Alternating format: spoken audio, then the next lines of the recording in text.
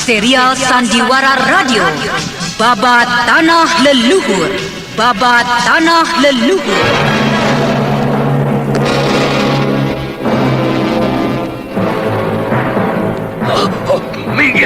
Minggirlah! Minggir!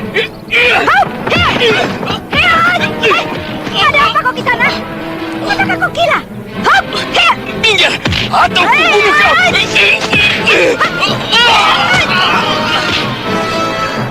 Apakah kau gila? Kenapa kau tiba-tiba menyerangku? Menyerang orang yang tidak bersalah. Ampun, maafkanlah saya, Nona. Seseorang tengah mengejar saya. Dia telah membunuh 2 orang saudara saya. Dan kemudian hendak membunuh saya dan 2 saudara saya yang lain. Sebuah kisah kolosal dari tanah leluhur ratusan tahun yang silam di tanah Pasundan yang diwarnai dengan kekerasan, ambisi, keserakahan, iri dan dengki, serta cita-cita dan cinta anak manusia.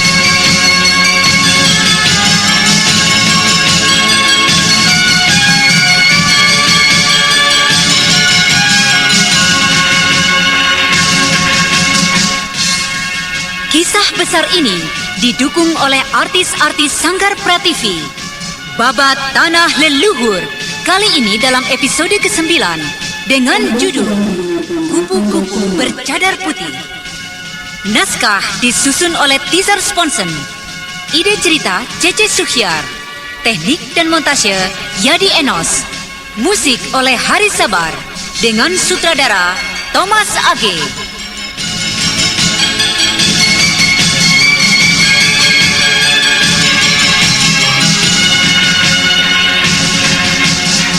Pada seri yang pertama ini menampilkan Eli Ermawati sebagai Anting Wulan, Chris Urspon sebagai Raden Sakapalwaguna, Rusli sebagai Raden Setakling, dan pembawa cerita Neni Sumardi.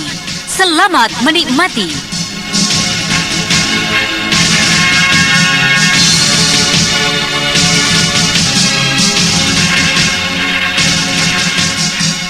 Pada kisah yang lalu diceritakan, Raden Purbaya telah kembali menjalin hubungan baik dengan Paramita, putri dari Prabu Sentana. Sekarang, marilah kita kembali mengikuti kisah dari Anting Wulan.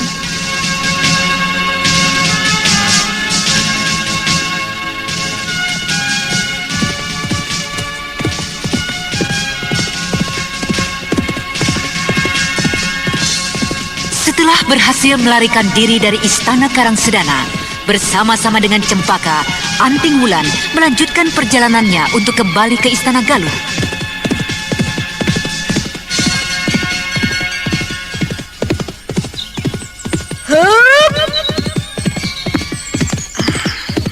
Kita berhenti dulu di sini, Tunggul.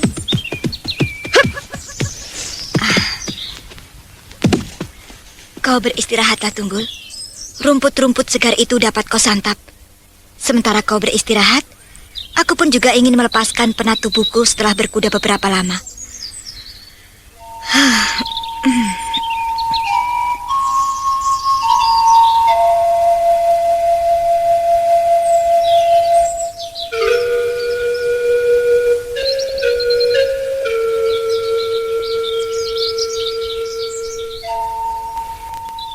Aku tak tahu harus kemana mencari Raden Karmapala yang dibawa lari oleh gurunya Jerangkong Hidup. Dan lagi, percuma aku mengejar Raden Karmapala. Anak itu pasti tidak mau lagi berpisah dengan gurunya. Keinginannya untuk mempelajari ilmu-ilmu tinggi dari Jerangkong Hidup sangatlah besar.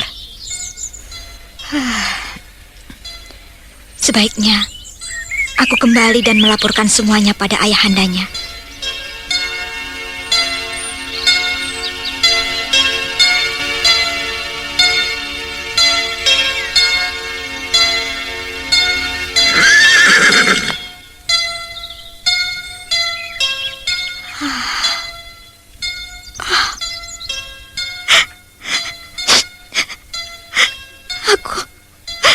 Aku tidak bisa mengharapkan apapun dari laki-laki pengkhianat yang telah menyakiti hati dan juga diri ibundaku. Raden Kuda Amoksa bukan ayahandaku. Dewata Agung, sungguh-sungguh memalukan sekali. Mengapa aku harus terlahir karena diri manusia pengkhianat itu? Mengapa darah yang mengalir dalam tubuhku adalah darah dari manusia busuk itu? Manusia seperti Raden Kuda Amoksa sepantasnya adalah musuhku, bukan orang yang menjadi penyebab kelahiranku. Benar-benar memalukan jika sampai orang-orang mengetahui siapa ayahandaku. Jika sampai Eyang Kuru mengetahui, jika sampai Kakang Seta, Kakang Dampu, dan juga Kakang Saka. Dewata, alangkah memalukannya aku yang selama ini bersama-sama mereka memburu pengkhianat serta para penjahat. Kini harus menerima kenyataan bahwa ayahku adalah seorang penjahat busuk.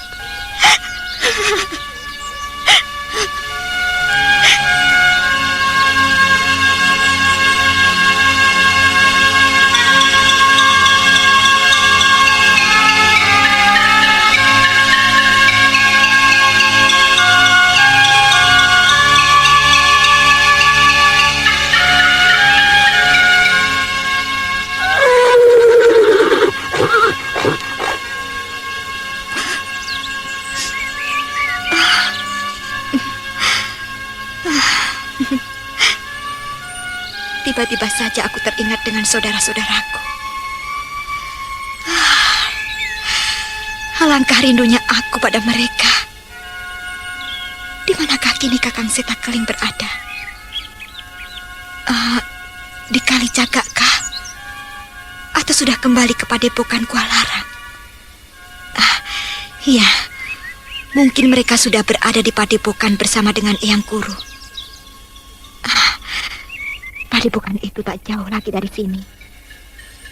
Ada baiknya aku menjenguk ke sana, menemui mereka.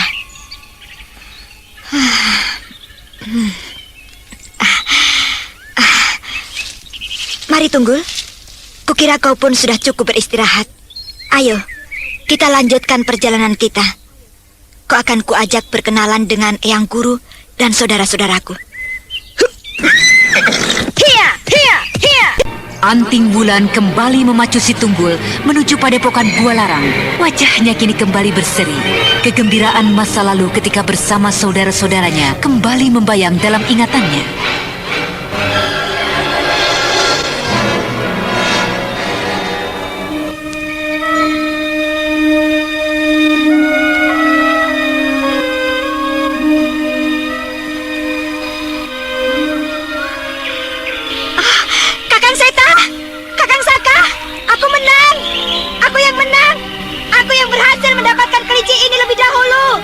Bantu aku menguliti mencek ini, Wulan. Hei, Adi Wulan, kenapa kau bengong saja di situ? Ayo bantu kami menyiapkan perapian. Kalian curang, kalian curang. Bagaimana kalian bisa mengetahui di sekitar sini ada hewan buruan seperti itu? Dengan waktu secepat itu, pasti kalian telah menyiapkan hewan buruan itu. Kau ini lucu, Adi Wulan. Bagaimana mungkin kami menyiapkan hewan buruan seperti ini? Sedangkan usul untuk berlomba menangkap hewan buruan kan dari dirimu sendiri. Kalian curang. Pasti kalian mempergunakan aji dan ilmu kepandaian untuk menangkap hewan buruan itu. Loh, apa bedanya? Kami berdua mempergunakan aji 4 arah pembeda gerak. Dan engkau mempergunakan kidang mamprung untuk melompat dan mengejar kelinci itu. Ayo, sudahlah. Lepaskan kelinci itu. Hewan buruan ini sudah cukup. Bahkan berlebih untuk perut kita bertiga. Kakang curang. Jadi, tidak mau daging mencek ini? Masih mau marah? Menyesal nanti. Iya. Kakang menggoda. Aduh. Aduh, ulang. Aduh.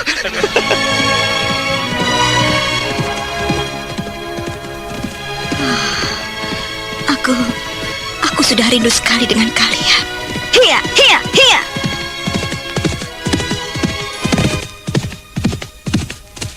Bayang-bayang indah ketika masih bersama-sama di Gua Larang dan dalam pengembaraan-pengembaraannya terus membayang silih berganti seiring dengan derap kuda yang dipacunya. Dan lamunan itu seketika lenyap ketika matanya tertumbuk dengan bayang-bayang dari seseorang yang melintas dengan tergesa-gesa di hadapannya. Hei, apakah kau sudah gila melintas dengan tiba-tiba dan tanpa melihat-lihat lagi? Orang itu terus berlari. Agaknya ada sesuatu yang ditakuti. Apakah yang telah terjadi dengan orang itu? Agaknya dia membutuhkan pertolongan. Coba kulihat. Ayo Tunggul, kejar orang itu. Hiya, hiya, hiya.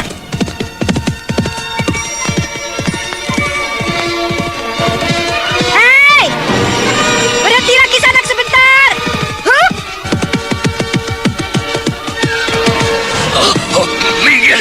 Minggirlah, minggir. Ada apa kau Kisanak? Apakah kau gila? Minggir, atau kubunuh kau.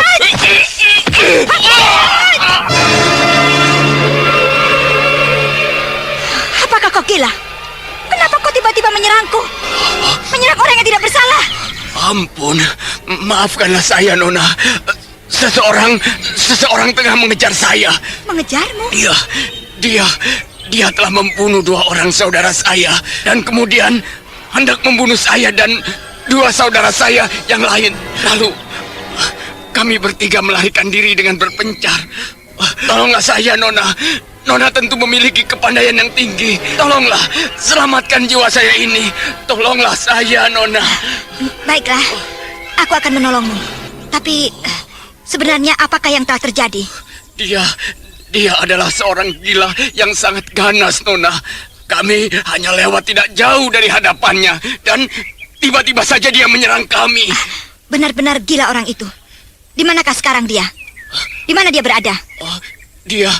Dia pasti tengah mengejar saudara-saudara saya yang lain. Tolonglah, Nona. Baiklah, kau tenanglah di sini. Biar aku akan mencoba mencari orang yang kau maksudkan itu. Tapi Nona, apalagi? Janganlah tinggalkan saya sendiri. Bagaimana nanti jika dia datang kemari selagi Nona tidak ada? Baiklah, jika begitu, marilah kau ikut denganku. Belum lagi Anting Wulan sempat menuntun si Tunggul untuk mencari pembunuh kejam itu. Dari balik semak-semak, tak jauh dari tempatnya berdiri, melayang sesosok bayangan yang langsung saja menyerang laki-laki yang berada di sampingnya.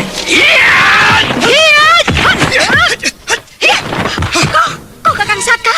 Ini aku Anting Wulan. Anting Wulan terkejut bercampur gembira ketika mengetahui bayang-bayang yang menyerang laki-laki di sampingnya adalah kakangnya. Laki-laki yang tidak pernah lepas dari mimpinya. Anting Wulan melompat mundur dan kemudian dengan wajah berseri-seri memperhatikan kakangnya yang menghampiri dirinya. Kemana saja kau selama ini, Kakang Saka? Anting Wulan yang tengah terbuai kembali dengan angan-angan dan kenangan manis masa lalunya tidak lagi memperhatikan keanehan yang terjadi pada diri laki-laki di hadapannya. Dan semua bayang-bayang indah lenyap seketika saat mana pedang di tangan pemuda yang berada di hadapannya berkelebat menusuk dadanya. Kakang Saka! Kakang Saka! Ada apa denganmu? Mengapa kau bersikap seperti ini padaku?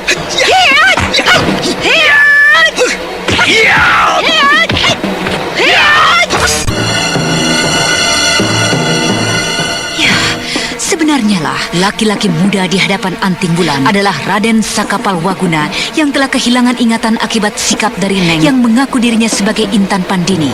Sikap yang dilakukan semula untuk menolong, tapi justru yang terjadi sebaliknya. Raden Sakapalwaguna semakin jauh terbenam dan kini hidup bagaikan dalam mimpi. Hidup bersama-sama dengan Neng yang dianggapnya adalah Intan Pandini.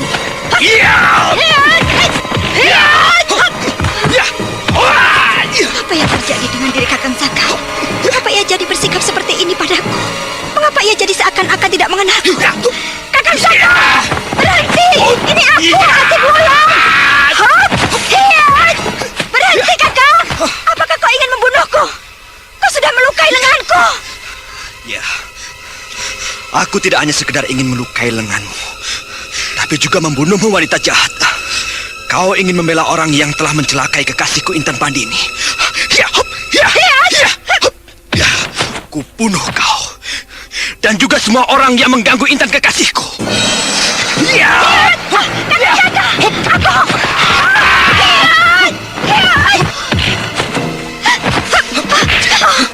Aku tidak bisa melayani terus-menerus. Agaknya ia kembali menjadi dendam dan marah padaku yang telah menculik kekasihnya dan hampir membunuhnya. Rupanya laki-laki yang kubela pun tidak lebih dari seorang penjahat rendah. Sebaiknya aku tinggalkan saja Kakang Saka. Hei! Jangan lari kau wanita jahat! Jangan lari! Setan!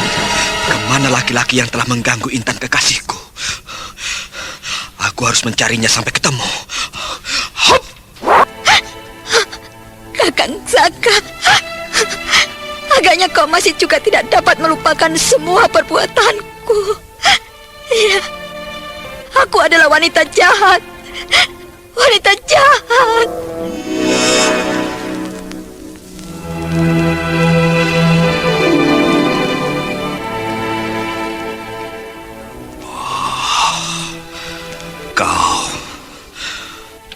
Kau, Wulan. Apa yang sudah kau perbuat dengan Intan Pandini kekasihku? Tidak kusangka kau yang selama ini kuanggap sebagai adikku yang manis dapat melakukan perbuatan yang tidak kalah kejamnya dengan perbuatan iblis. Kau telah membunuh kekasihku. Dan kini kau harus mempertanggungjawabkan semua itu.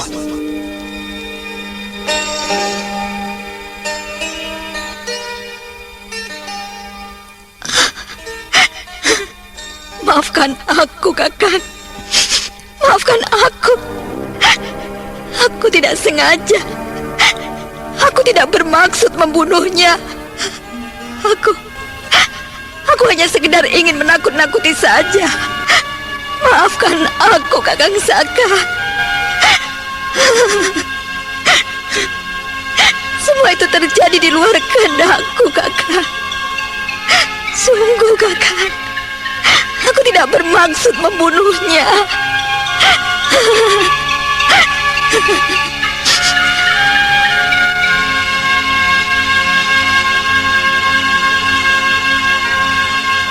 Anting Wulan terisak sedih. Ia menangis memikirkan sikap Raden Sakapalwaguna kakangnya yang kini telah berubah kembali. Anting Wulan merasa Raden Sakapalwaguna menumpahkan kembali dendamnya yang telah lama terkubur. Nah, para pendengar sekalian, apakah Anting Wulan akan menyadari keadaan yang terjadi pada diri kakangnya? Dan bagaimanakah dengan kisah pertemuan Anting Wulan dengan Eneng yang telah dianggap sebagai saudaranya sendiri? Untuk mengetahui jawabannya, ikutilah kisah Babat Tanah Leluhur ini dalam episode ke-9, Kupu-Kupu Bercadar Putih. Sampai jumpa.